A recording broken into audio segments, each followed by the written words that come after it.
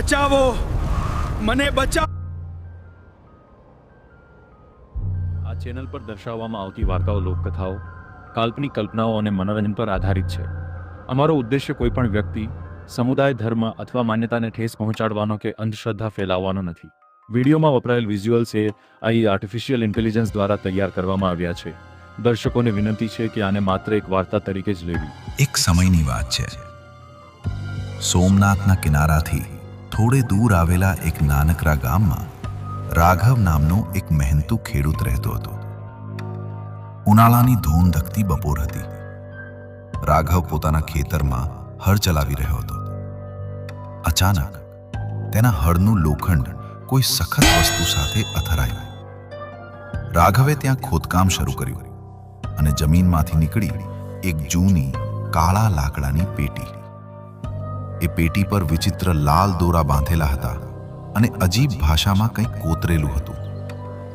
રાઘવને લાગ્યું કે કોઈ જૂનો ખજાનો હશે, પણ જેવું તેને પેટીનું ઢાંકણું ખોલ્યું, આખું આકાશ કાળા વાદળોથી ઘેરાઈ ગયું।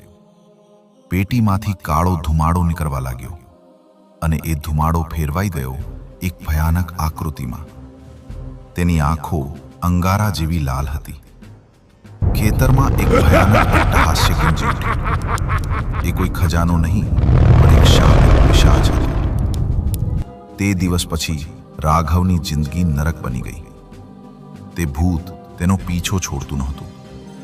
જમવાની થાળીમાં રાખ દેખાય, રાત્રે કોઈ ગળું દબાવતું હોય તેવો અહેસાસ થાય।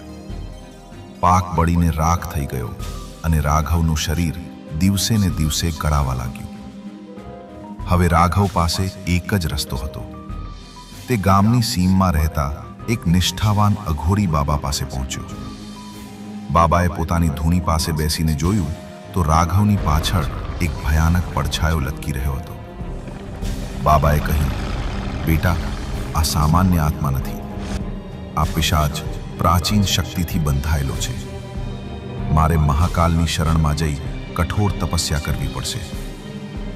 મહિનાઓ પછી શરીરે ભસ્મ ચોળેલી અને આંખોમાં દિવ્ય તેજ સાથે અઘોરી બાબા પાછા ફર્યા। બાબાએ પોતાની મંત્ર શક્તિથી એ શાપિત પેટીને હવામાં ફગાવી અને તેને પવિત્ર અગ્નિમાં હોમી દીધી। જેવી પેટી બળવા લાગી, પહેલું ભૂત ભયાનક રીતે ચીસો પાડવા લાગ્યું। આખું ખેતર ધ્રુજી ઉઠ્યું અને જોતજોતામાં પેટીની સાથે તે આત્મા પણ ભસ્મીભૂત થઈ ગયો। રાઘવ ફરીથી તંદુરસ્ત થયો। તેનું ખેતર ફરી લીલુંછમ થઈ ગયું। અઘોરી બાબા સ્મિત આપીને ફરી પોતાની સાધનામાં લીન થવા હિમાલય તરફ નીકળી ગયા। પણ શું એ આત્મા ખરેખર નષ્ટ થયો છે? કહેવાય છે કે શાપ ક્યારેય પૂરો નથી થતો।